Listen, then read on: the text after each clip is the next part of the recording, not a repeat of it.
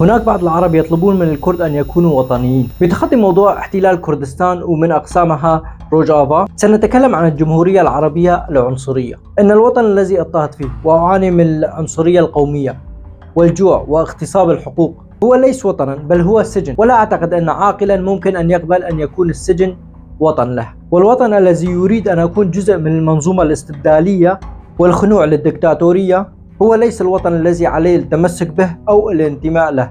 سأكون كردستاني انفصالي وجندي ثوري في سبيل حرية شعبي وحريته من المحتل. تسمية الانفصال لا ينطبق على شخص أصلا لم يكن جزءا منك يوما.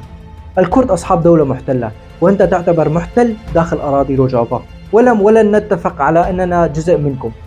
وبترديد الجملة المعروفة بالجمهورية العربية سوريا في الدوائر الحكومية والمدارس وإلى آخره تؤكد لكم العزل الموجود بيننا. وبالتفكير بمعنى الجمهورية العربية السورية فهي تنفي وجود الأكراد، وهذا الشيء الذي لا نقبله. نحن أكراد وعلى أرضنا وأرضنا محتلة، وأنت تحاول جاهدا إمحاء الهوية الكردية أو وجود الشعب الكردي، وهذا الذي لا نقبله. نحن على أرضنا والأرض محتلة، ونعلم أنكم تحتلون أرضنا كردستان وتحاولون جاهدين أن تعرضوا الكرد، لكن هذا الأمر غير وارد ولا يجوز ولن نتفق عليه يوما. نحن كرد على أرض كردستان، وأنتم محتلين لأراضي كردستان، وستبقى كردستان محتلة إلى حين تحريرها.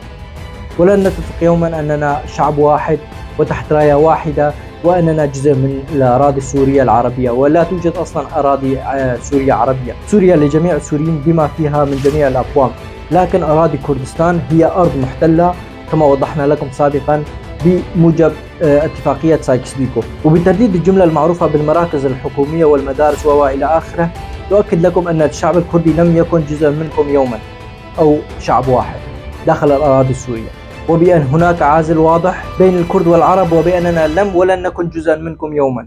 الحدود المرسومة باتفاقية سايكس-بيكو هي بالنسبة للكرد حدود وهمية لا وجود لها، ولا نعترف بها ككرد. وأن ما حصل في كوباني خير مثال لكم. عند هجوم داعش على كوباني توحد الشعب الكردي وكسروا الحدود المتواجدة بينهم وأزالوا جميع الأسلاك الشائكة وذهبوا للدفاع عن أخوتهم الكرد في كوباني، وهذا مثال أمام الأعين. وهذا يعتبر خير مثال على أننا لا نعتبر أن الحدود موجودة، وأن هذه الحدود هي حدود وهمية بالنسبة لنا، وأننا الشعب الكردي شعب واحد على أراضي كردستان ولا نعترف بوجودكم أصلا. وهذا خير مثال لكم لتفهموا أن الشعب الكردي واحد ولا يقبل الانفصال عن بعضه البعض، وأن الحدود الموجودة هي حدود وهمية لا غير، وأنكم مجرد ناس احتلوا أراضيهم وستخرجون آجلا أم آجلا. نحن متفقين على وحدة أراضي كردستان ولا نعترف بالحدود الفاصلة التابعة للدول المحتلة، ونؤكد لكم أن الكردي عون لأخيه الكردي في الطرف الآخر. نحن فعلا أناس وطنيين، لكن لوطننا كردستان، ونردد القسم بحماية أهلنا وأرضنا من المحتل.